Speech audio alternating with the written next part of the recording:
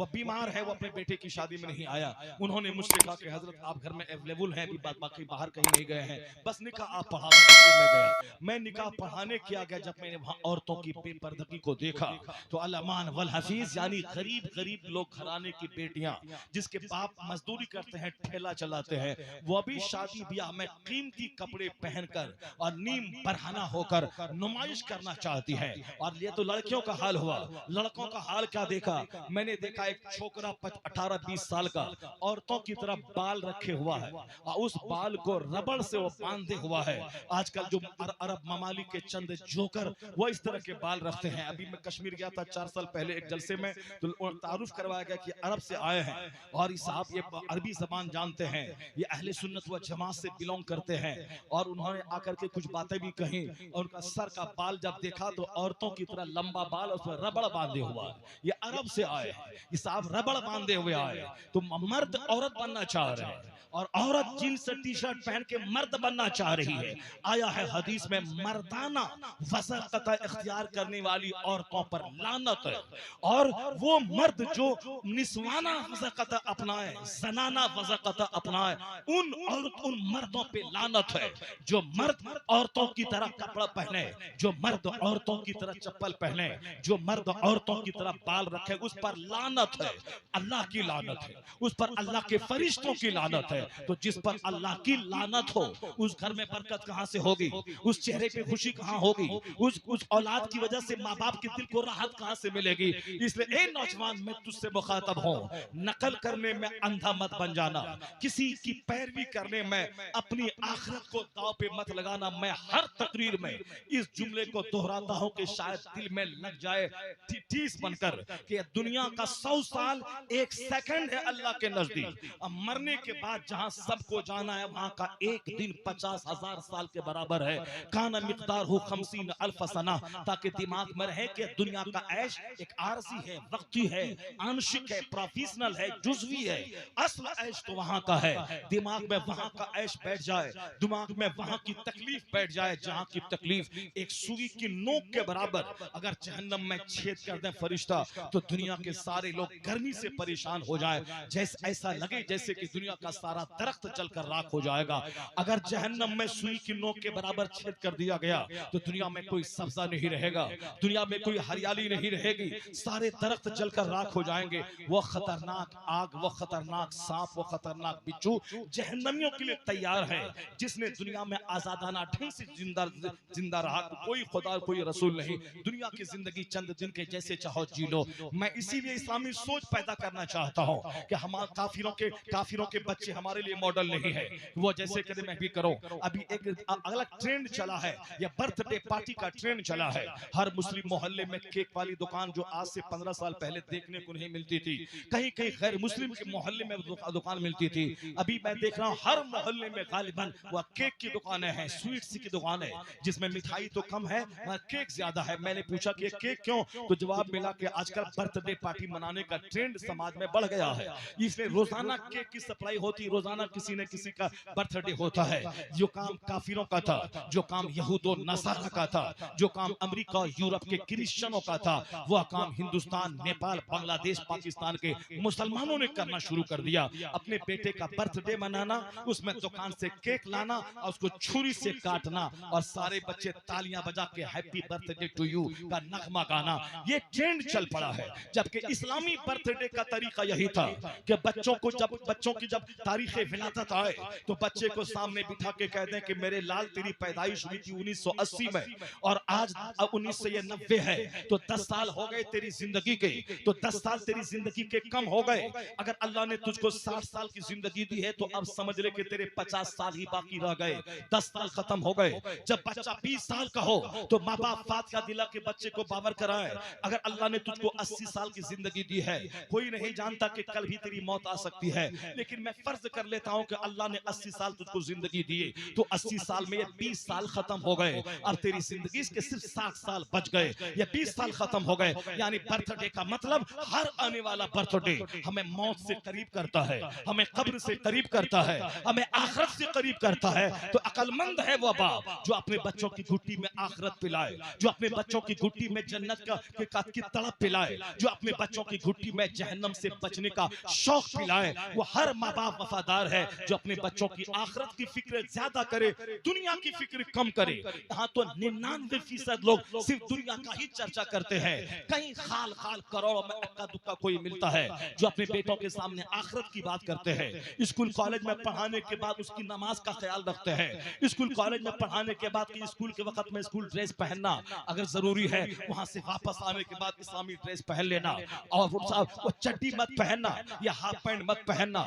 इसी माँ बाप की तरबियत की कमी की वजह से एक तरफ तो जहां बर्थडे का ट्रेंड चला है, वहीं दूसरी जगह क्रिश्चियनों की पाबंदी और पैरवी में, क्रिश्चियनों की पैरवी में वो हाफ पैंट पहनने का चलन शुरू हुआ है। नमाज रोजा तो बहुत बड़ी बात है, बड़ा पिलर है, वो पिलर भी टूटा हुआ है।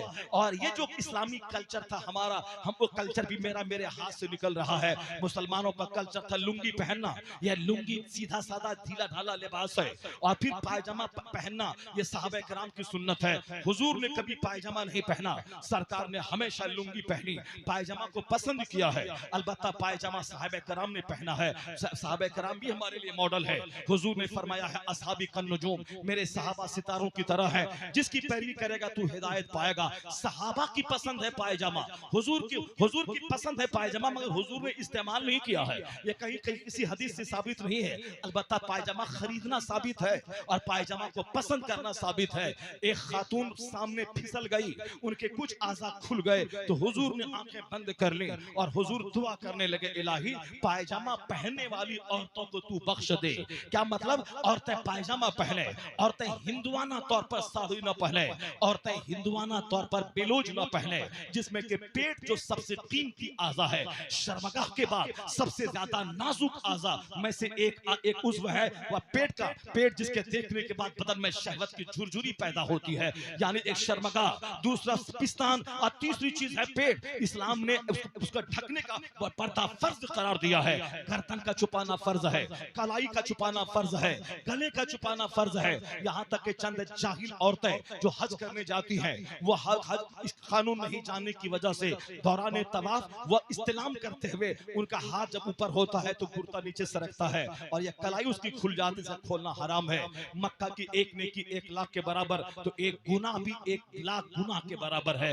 यह गई थी नेकी करने, वहां से करोड़ों गुनाहों की पोटली लेके वापस आ गए। यह सिर्फ इसलिए है कि इन औरतों पे कोई रहम तो करे। औरतें आज हम बेलगाम हैं, बाहर घूमना चाह रही है, ये लिबास पहनना चाहती फिल्मी स्टाइल में। कितनी मेहनतें हमने इन औरतों पे की। मदरसे खोला, वह मदरसे में पढ़ने वाला 2% बच्चा है, बाकी 98% बच्चे स्कूल कॉलेज में पढ़ते हैं और कुछ बच्चे पढ़ते ही नहीं है। उन बच्चों के एजुकेशन पे हमने कोई जोर नहीं दिया। आज अमेरिका, यूरोप में हर जगह नॉलेज को पावर बोला जाता है, इल्म को शक्ति और ताकत कहा जाता है। हमारे बच्चे आवारा है। इस मजहब मुहज्जब ने सबसे पहले पढ़ने पर वकालत की, एजुकेशन की वकालत की। कुरान करीम की सबसे पहली आयत जो नाजिल हुई, इक़रा बिस्मि रब्बिकल लज़ी खलक, read in the name of your Lord who created, यानी कुरान पाक की सबसे पहली आयत इक़रा से शुरू होती है। रीड, पढ़िए। कुरान शरीफ में रीडिंग और राइटिंग की बात 800 जगहों से ज्यादा जगहों पे रीडिंग और राइटिंग की बात आई है। नून वल कलम वमा यस्तुरून, यानी कलम उसके लिखे की कसम। अल्लाह कुरान करीम में कसम, कलम की कसम और उसके लिखे की कसम, वल नून वल कलम वमा यस्तुरून। तो कलम की बात, रीडिंग की बात, राइटिंग की बात, किताबत की बात, क़िराअत की बात, मर्द भी पढ़े, औरतें भी पढ़े। आज जो पैगाम मेरा था उसको दूसरों ने छीन लिया। लड़कियां पढ़ेंगी, बेटियां पढ़ेंगी, बेटियां बढ़ेंगी। ऐसा लगता है जैसे पहली बार दुनिया को नारा दिया है, या भूल जाता है कि 1400 साल पहले जब औरतों को सेक्स की तकमील का जरिया दुनिया ने समझ लिया था। औरतों को दुनिया डाइन कहती थी, औरतों को की दुनिया कातिल थी, उसे बाप ही जिंदा दफन करता था। उस जमाने में कौन मजहब था, कौन रहनुमा था जिसने औरतों के बचाने की वकालत की? आज तो सारे बाप अपने बच्चियों को बचा रहे हैं और सारे बाप बच्चियों को पढ़ा भी रहे हैं। लेकिन 1400 साल पहले बाप अपनी बच्चियों को मारता था और बच्चियों को पढ़ाना उसके नजदीक जुर्म था। जब मर्द नहीं पढ़ते थे तो औरतें कहां से पढ़ेंगी? उस जमाने में पैगंबर आज़म ने औरतों के बचाने की बात की कि बेटियों को कत्ल मत कर, बेटियों को जिंदा दफन मत कर। या बेटी जिस घर में पैदा होती है रहमतों की बारिश होती है। हुजूर ने कहा जिसके घर में 4 बेटियां हों और बाप उसको बोझ नहीं समझे, उसको पाले पोसे यहाँ तक कि अल्लाह चारों को बेनियाज कर दे, चारों की शादियां हो जाए। तो हुजूर कहते हैं कि बेटी का पालने वाला वह बाप और मैं मोहम्मद अरबी जन्नत में इस तरह रहूंगा जिस तरह दो उंगली आपस में मिली हुई रहती है। हुजूर ने सम्मा असाबिअहु, सरकार ने अपनी उंगली को मिला के कहा हा कजा, इस तरह से जन्नत में मैं रहूंगा। और 4 बेटियों, 3 बेटियों, 2 बेटियों का पालने वाला बाप जो बेटी को बोझ न समझा हो, वरना मार धाड़ करके तो जाहिल भी बेटी को पाल लेता है, बेटी को मारता है, बेटा को गोद लेता है, बेटी को तोहफा नहीं देता, बेटा को तोहफा देता है, बेटी की पैदाइश पर वो बताशा भी नहीं बांटता, और बेटी की पैदाइश पर रसमलाई बांटता है। ये जाहिल दी ग्रेड भी तो बेटी को पाल लेते हैं, मगर वो पालना कमाल नहीं है। पालना है वो जो बेटी को बोझ न समझे और बेटी को बेटों को बेटी पे तरजीह ना दे। जब बाहर से घर आए तो सबसे पहले तोहफा बेटी को दे, जब बाहर से माँ बाप घर आए तो सबसे पहले बेटी को गले लगाए, सबसे पहले बेटी को अपनी गोद ले, बेटी से बात करे, क्योंकि उनका दिल कच्ची शीशों के मानिंद होता है। या चंद दिनों की मेहमान मेरे घर में है, जहाँ 18 साल 20 साल की हुई शादी होगी, ये पराए के घर चली जाएगी। इसलिए अगर बेटों से गले लगाया, उसको गले नहीं लगाया, उसका दिल टूट जाएगा कि अल्लाह ने मुझको बेटी बनाया। इसीलिए मेरे बाप का ज्यादा प्यार बेटा पाता है, और मैं औरत पैदा हुई माँ बाप के प्यार से महरूम हो, उसका दिल नहीं टूटना चाहिए, वह कच्चे शीशों की मानिंद है। इसलिए औरतों को पैंट जींस टी शर्ट नहीं पहनाना चाहिए, क्योंकि एक लड़के का मुस्कुराता चेहरा उसके सीने के शीशे को तोड़ डालेगा। हुजूर के साथ में चंद औरतें थी पीछे, और आगे अंजशा नाम का एक सहाबी कुछ गाते हुए जा रहा था, तराना या तस्बीह अल्लाह की हमद गाता जा रहा था। जब उनकी आवाज थोड़ी तेज हुई तो हुजूर ने कहा कि ए अंजशा, अपनी आवाज थोड़ी पस्त कर ले, बस, क्योंकि मेरे साथ कच्ची शीशियां हैं जो जरा सी ठेस लगने के बाद टूट जाएंगी। क्या मतलब? हमदे इलाही की आवाज भी, सुरीली आवाज औरतों के कान में ना जाए। इसलिए वो नात खां जो औरतों के बीच में बैठ के नात पढ़ते हैं, वो तिलावत कर, वो नात खां जो औरतों के बीच में गाते हैं, उनको समझना चाहिए कि नात के जुमले जो लहराती आवाज में निकालते हैं, ये खातून ने अगर सुन लिया, उनके दिल में वसवसा पैदा होगा, उनके दिल में ख्यालात पद पैदा होंगे। वह नात की बात तो अपनी जगह रहेगी, उस नात गाने वाले से प्यार, उसको प्यार करने की बातें उसके दिमाग में आएंगी। इसलिए जो जब नात और हमद की आवाज से इस कच्ची शीशों को ठेस पहुंच सकती है, तो गाने की आवाज से, म्यूजिक की आवाज से, साहब म्यूजिक की आवाज से, ढोल और तबले, बिंजू और डीजे की आवाज से कितनी वो कच्ची शीशों का शीशियां चूर-चूर हो जाती होंगी। ये आज जो कदम कदम पे ज़िनाकारियां हैं समाज में, इसी बेपर्दगी का नतीजा है। हमने ना इनके एजुकेशन का ख्याल किया, ना इनकी तरबियत का ख्याल किया, ना हमने इन बच्चों के सामने आखिरत की बात की। हर बाप पे लाजिम है कि अपनी बेटियों को बेटों के मुकाबले में ज्यादा दीन सिखाए, उनके सामने आखिरत की बात करे। जबरदस्ती मारपीट से काम नहीं चलेगा, बल्कि प्यार मोहब्बत के माहौल में दीन सिखाना होगा। प्यार डर के मारे जब आप सामने रहेंगे तो उस वक्त तक वो डरेगा, जब आप उधर चले गए ये पहले से ज्यादा गुनाह करेगा, और ये बच्चियां गुनाह करेंगी। इसलिए अपनी औलाद को डरा धमका के नहीं, बल्कि अपनी औलाद को समझा कर, अपनी औलाद को हदीस सुनाकर, अपनी औलाद को कुरान सुनाकर, अपनी औलाद को दूसरे अच्छे लोगों की जिंदगी की कहानी सुनाकर उनको मोटिवेट करना होगा, उसके अखलाक को दुरुस्त करना होगा। अगर किसी भी कंपनी का मालिक अगर जबरन अगर तुमने ऐसा हेलमेट नहीं पहना तो मैं तुझे नौकरी से निकाल दूंगा, तो जब तक वह मैनेजर रहेगा तब तक वो हेलमेट पहनेगा। मैनेजर उधर गया, हेलमेट उठा के फेंक देगा, उसके दिल में दुश्मनी पैदा हो जाएगी। लेकिन एक कामयाब मैनेजर जब लोगों के सामने कहता है कि मैंने आपको हेलमेट पहनने के लिए इसीलिए कहा है ताकि आपकी जिंदगी खतरे में ना पड़ जाए, वरना ऊपर से कोई सख्त चीज गिरेगी, आपका सर जो सबसे कीमती जगह, कीमती चीज है, अगर ये सर चूर हो गया तो आप बेकार नाकारा हो जाएंगे। अगर आपने हेलमेट पहनने के फवायद बता दी कि मैं अपना धौंस जमाने के लिए नहीं कह रहा हूं, ये आपकी सेफ्टी के लिए कह रहा हूं, ये आपकी जिंदगी की हिफाजत के लिए मैं कह रहा हूं, तो सामने रहे तो भी पहनेगा, गैर मौजूद है तो भी वह पहनेगा। तो दिल जीतने के लिए हदीस कुरान का माहौल घर में लाना होगा, अपनी बच्चों को सुनाना होगा कि हदीस में आया है फातिमा ज़हरा जो मुस्तफा की सबसे चहीती बेटी है, वो कैसे जीती थी, दुनिया के मालिक को मुख्तार की बेटी, उनकी शादी कैसे हुई। बच्चों को कुछ न समझाना है न बुझाना है, सिर्फ डांटना है, और जहां कोई मन के खिलाफ काम हुआ तो पिटाई कर देनी है। ऐसा पिटाई से काम नहीं चलेगा, बल्कि हुजूर ने फरमाया है बशरू वला तुनफ्फिरू, उन्हें खुशखबरी दिलाओ, नफरत मत दिलाओ, सख्ती यस्सिरू वला तुअस्सिरू, इन पर आसानियां पैदा करो, सख्तियां मत पैदा करो। ये पढ़ाने के स्टाइल का रोल मॉडल ये मुस्तफा की हदीस है। अमेरिका और यूरोप में बच्चों को मारने पे पाबंदी है, हिंदुस्तान में स्कूल में छोटे छोटे बच्चों को मारने वाले टीचर को जेल में बंद किया जाता है। या नन्हे बच्चे हैं, इसको आपने मार देंगे तो सारी जिंदगी इसका दिल छोटा हो जाएगा, या सहमे से रहेंगे। मदरसे में मकतब में वो नाकारा मकतब का मुंशी जो बच्चों को पढ़ाना नहीं जानता, इनकी वजह से मदरसे के बच्चे बदअखलाक, मदरसे के बच्चे जिद्दी, मदरसे के बच्चे लजीला शर्मीला और कामचोर हो जाते हैं। यह सच बात भी नहीं पूछ सकते हैं क्योंकि इतना इसको डरा दिया गया। जब बच्चा पूछने आता है तो यह मारता है एक तमाचा, भागो यहाँ से मारेंगे, बच्चा सहम से जाता है। यह छोटी सी कलियां हैं मुरझा जाती है और इसका असर सारी जिंदगी बुढ़ापे तक रहता है। इसलिए इन बच्चों का बाप बनकर, शफीक बनकर, मोहब्बत करके 50 बार वह पूछे फिर भी गुस्से से मोहब्बत कर बताना होगा।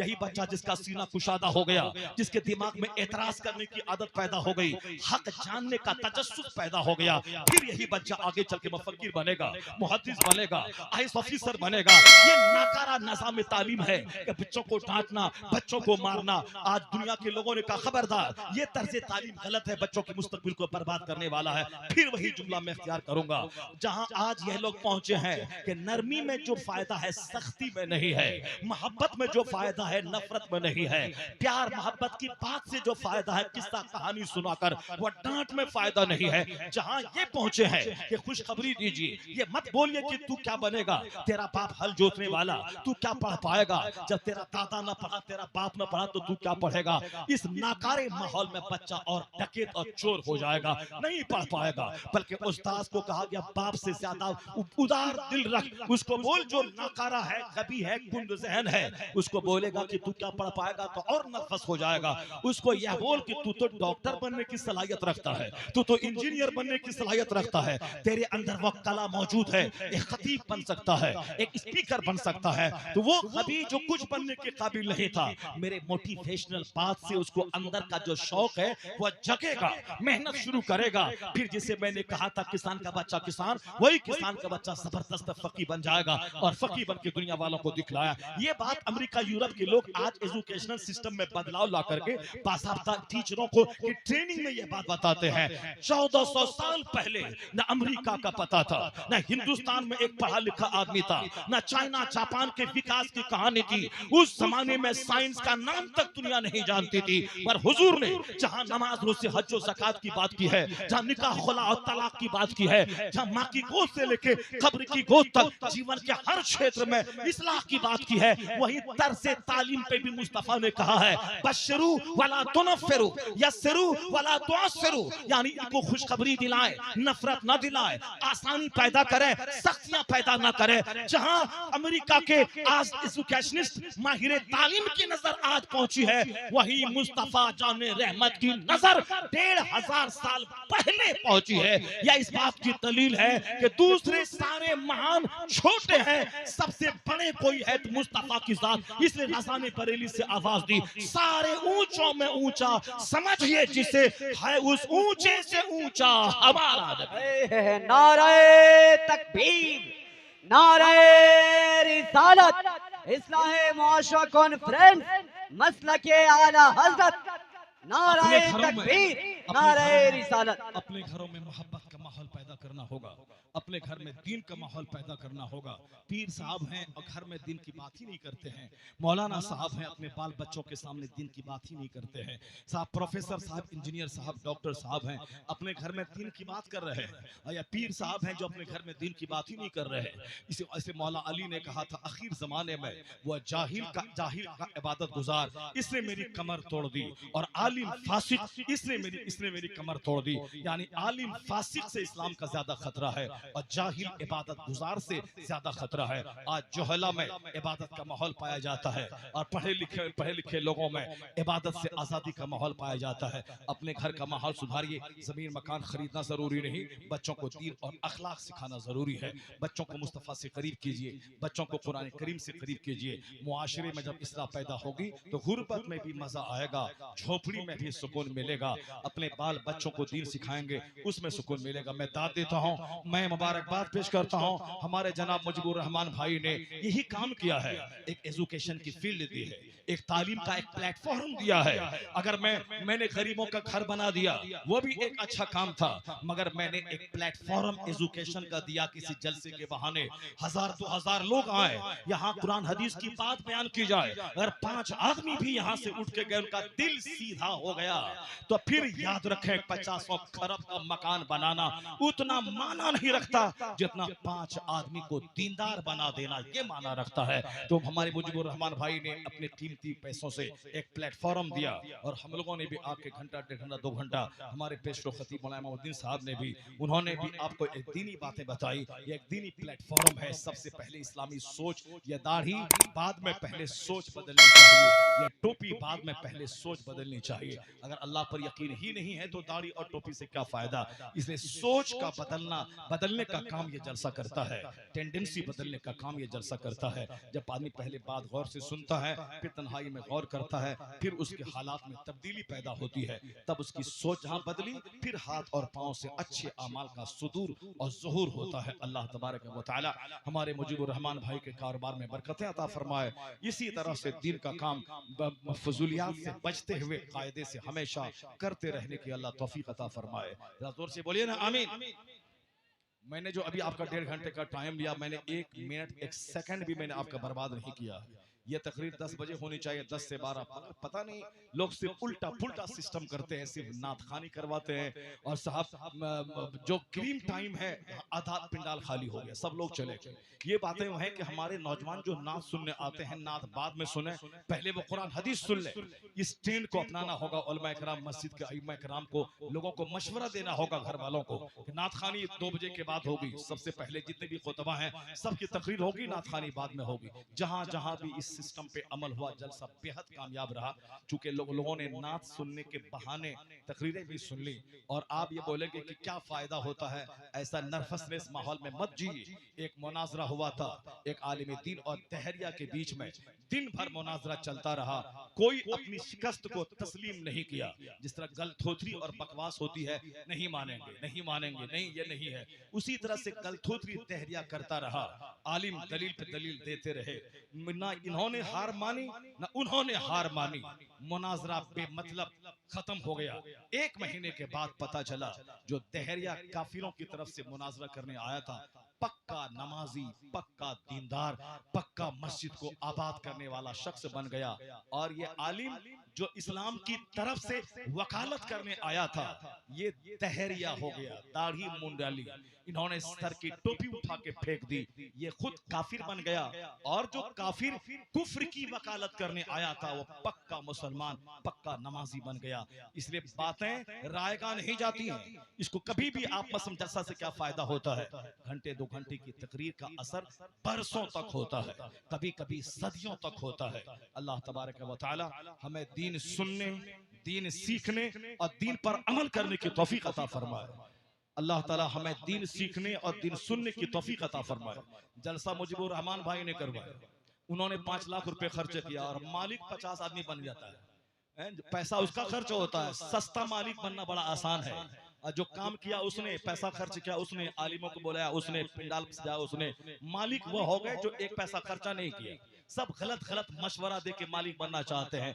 पैसा जिसका खर्च हुआ है उसका अपना चलना चाहिए। और सारे लोग अब्दुल्ला की शादी में, बेगाने की शादी में अब्दुल्ला दीवाना, यही हाल होता है कि शादी बेगाने की हो रही, अब्दुल्ला दीवाना हो रहा है। खर्च जिसका हुआ है उसको सब समझना चाहिए, उसको दाद देना चाहिए, उसको सराहना चाहिए। उन्होंने पिंडाल सजाया, आलिमों को बुलाया, अल्लाह ताला उसको खूब खूब बेहतरीन बदला अता फरमाए।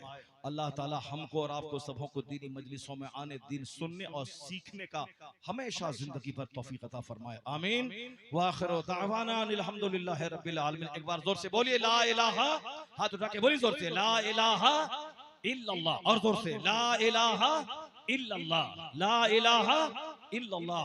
एक बार जोर से बोलिए अस्तगफिरुल्लाह, अस्तगफिरुल्लाह, और जोर से बोलो। नात पढ़ रहा था मरकजी तो चिल्लाता था, यहाँ आके जोकरी कर रहा था, सर के बाल खुले हुए हैं, जोकरी कर रहा, नात सुनने बाद जोकरी कर रहा है, नात सुन रहा है, नात तकरीर सुन, हदीस सुन, जोकरी कर रहा है।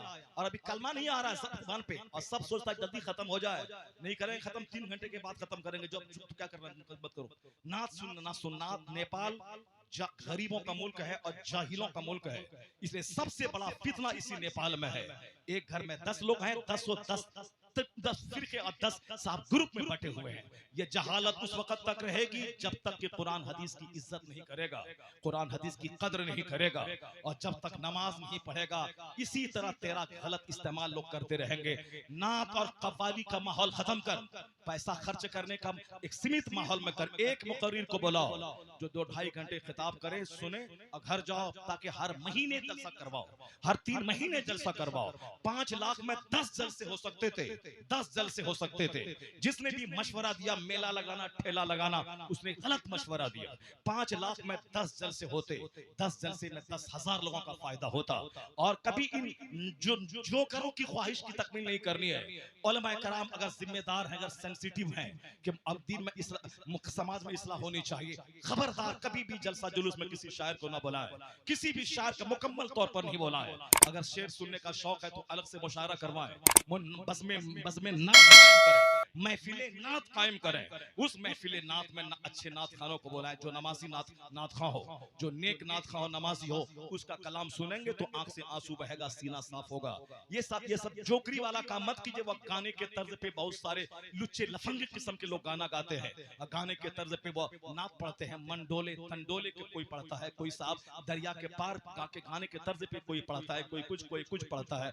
इसलिए उन आवारा नात खान जो, और देख नात खानों को, अगर वो आया है शाम में और ईशा की नमाज नहीं पढ़ा है तो खबरदार उसको स्टेज पर उससे नात सुनेगा तो गाना सुनने के बाद वो दिल में निफाक नहीं पैदा होगा जो इन बेनमाजियों की जबान से सुनने के बाद निफाक पैदा होगा। इसलिए अगर तुमको हमें नमाजी बनाना है, मेरी हरकत पे तुमको नजर रखनी है। ये शायर नमाज पढ़ा कि नहीं पढ़ा, वरना उसका बायकाट कर दे के नात नहीं पढ़ेगा। कोई खतीब नमाज पढ़ा कि नहीं पढ़ा, अगर नहीं पढ़ा उसको स्टेज पर मत आने दे, उसका बायकाट कर। तुम मुझको देख, मैं तुझको देखूं कि तू नमाज पढ़ा कि नहीं पढ़ा। तू जिस दिन नमाज पढ़ के मस्जिद से आके बैठेगा, उस दिन तेरा खतीब और शायर भी नमाज पढ़ के आएगा। फिर यहाँ से उठने के बाद शरारत नहीं बढ़ेगी, तू भी नमाजी, खतीब भी नमाजी, तो शरारत घटेगी, शराफत में इजाफा होता चला जाएगा। अल्लाह तबारक व तआला हमको और आपको सबों को नेक बनने और अपने मजहब को अपने से इज्जत दिलाने की तौफीक अता फरमाए। हमारी एक्टिविटीज से मजहब इस्लाम की तौहीन न हो, मजहब इस्लाम की बदनामी न हो, उन तमाम हरकतों से हमें बचने की तौफीक अता फरमाए। आमीन व आखिरु दाअवाना अल्हम्दुलिल्लाहि रब्बिल आलमीन। सुभान अल्लाह, शुक्रिया, जज़ाकल्लाह। अल्लाह पाक इस खुलूस का, दीन की तबलीग का बेहतर से बेहतर अजर और सिला मुफ्ती शहरियार रज़ा साहब क़िबला को अता फरमाए। ज़र्रे अर्ज़े हरम चेहरे का गाज़ा हो गया, आज की तकरीर से ईमान ताज़ा हो गया। बहुत से लोग चले गए, महरूम हो गए तकरीर से। बहुत से लोग हैं, मैं उन्हें मुबारकबाद पेश करता हूँ। कई ज़ी इल्म शख्सियतें अभी भी मिंबर शरीफ पर रौनक अफरोज़ी का मंजर पेश कर रही है। हज़रत अल्लामा व मौलाना नूर मुस्तफ़ा साहब क़िबला मद्दज़िल्लहुल आली वन नूरानी, जिनका खिताब हज़रत से कबल होना था, वो तशरीफ़ फरमा है, उनका भी खिताब होना चाहिए। सबसे बड़ी बात कि आज की इस मजलिस में रूह रवां कह लें, मीरे मजलिस कह लें, देवघर झारखंड से तशरीफ़ लाई हुई एक अज़ीमुश्शान शख्सियत, पीर तरीक़त, रहबर राह शरीयत, नाशिर मसलक आला हज़रत अल्लामा व मौलाना सूफ़ी मुनीरुद्दीन साहब क़िबला क़ादरी रज़वी तशरीफ़ फरमा है। हजरत की दुआ पर मजलिस का अख्ताम अमल में आएगा इंशाअल्लाह। जो लोग बैत का इरादा लेकर आए हैं मुरीद होने का, पीर साहब की आमद का मतलब ही यही है। अभी तक उस्ताजुल उलमा अल्लामा ज़हीरुद्दीन साहब तशरीफ फरमाए, अल्लाह पाक इन्हें उम्र खिज़री का सदका अता फरमाए। मौलाना इरफान साहब क़िबला, मौलाना शमीम अंजुम साहब क़िबला और हमारे बहुत ही अजीजुल कद्र हजरत अशरफ रजा फैजी अभी भी तशरीफ फरमाए। फहरिस्त में नाम है, अभी तक मौका ही नहीं मिला। मेरे अजीज और जामियतुर रजा के फाजिल जो इस वक्त दिल्ली यूनिवर्सिटी में PhD की तैयारियों में मशगूल हैं, मेरे अजीज भाई मौलाना हाफिज वकारी सज्जादुर रहमान नाज इधर तशरीफ फरमा। बहुत ही जी वकार और जी सलाहियत तालीम दीन जनाब अखलाकुर रहमान साहब वास्ती, और जो उलमा मिंबर शरीफ पर हैं जिनके अस्माए गिरामी मेरी ज़बान पर, मैं सबकी मोहब्बतों का शुक्रगुजार हूँ। अल्लाह पाक आप सबको उम्र खिजरी का सदका अता फरमाए, दोनों जहान में भलाइयाँ नसीब फरमाए। मुफ्ती शहरयार साहब की तकरीर के बाद ये कहना तो जरूरी है कि मुझे यकीन है सारा समाज बदलेगा, तरीका बदलेगा, रस्म रवाज बदलेगा। इसी तरह का अगर हो खिताब जलसों में तो नौजवानों का एक दिन मिजाज बदलेगा। तो इस तरह की तकरीर हुई तो समझ लीजिए कि जलसे के इनेकाद का मकसद हल हो गया। हजरत ने दुरुस्त फरमाया, हक फरमाया है कि 10 बजे ये तकरीर शुरू हो जानी चाहिए। मुफ्ती शहरयार रजा साहब तशरीफ लाए तो 2.5 घंटे 3 घंटे का खिताब हो और खुशदिली के साथ पाकीज़ा बेदारी के माहौल में, तब हजरत की आमद का मकसद हल होता है। ये सिर्फ तकरीर नहीं करते, अपने जिगर का लहू पेश करते हैं इस्लाम और सुन्नियत की इशाअत और तबलीग के लिए। अल्लाह पाक इन्हें सलामत रखे। जो सोए हैं उन्हें अगर जगाने की कोशिश करे, जलसा खत्म नहीं हुआ है अभी। जनाबे राशिद रजा मरकजी पढ़ेंगे, ये साहिल रजा नेपाली ये कलाम पढ़ेगा, जिनका नाम फहरिस्त में है वो सब के सब पढ़ेंगे इंशाअल्लाह। मौलाना नूर मुस्तफ़ा साहब मिसबाही, उनको जल्द अज जल्द पेश किया जाना चाहिए। अशरफ रजा फैजी साहब को मैं इशारा कर कर के बैठा रहा हूँ, बहुत मकबूल और बेहतरीन सनाखाने मुस्तफ़ा हैं। हजरत शमीम अंजुम भी कलाम पढ़ेंगे। 3 अशार के लिए खड़े हो जाइए और अब निजामत नहीं होगी, सिर्फ नाम लिया जाएगा। वक्त बहुत कम है, फजर की अजान का वक्त हो रहा है। बस वो भी काम करेंगे हमारे समीर आज़ाद साहब, जो FM पे जब बोलते हैं तो फिर नेपाल की जबरदस्त नुमाइंदगी होती है। तो अच्छा ही है, चूंकि हजरत मौलाना शमीम अंजुम साहब ने इशारा कर दिया, इस माहौल में जरूरत है राशिद रजा मरकजी की। पढ़ा तो इनकलाब बर्पा कर दिया, तशरीफ लाए। 15 मिनट का टाइम है इनके लिए। अब 15 कलाम सुन ले आप या फिर 15 अशार सुन ले। हजरत राशिद रजा मरकजी आ रहे हैं, तैयार हो जाइए। ए तैयार हो, हाथ उठा के बोलो या रसूल अल्लाह। आज तो अशार पढ़ने का मुझे मौका ही नहीं मिला हजरत। मैं चाहता हूं कि अशार पढ़ूं या ना पढ़ूं, जलसे का जो तकद्दुस है वो मुतासिर ना होने पाए। तो ये लोग जो ऐसे बैठे हैं, इस तरह बैठे हो, जलसे में सोच समझ करके सलीके से ऐसे बैठिए कि देखने में भी अच्छा लगे। कहाँ गए मुजीबुर रहमान साहब? अल्लाह पाक उन्हें और उनके भाई अब्दुल रहमान साहब, उनके वालिद इसहाक अंसारी साहब सबको सलामत रखे, शादो आबाद रखे।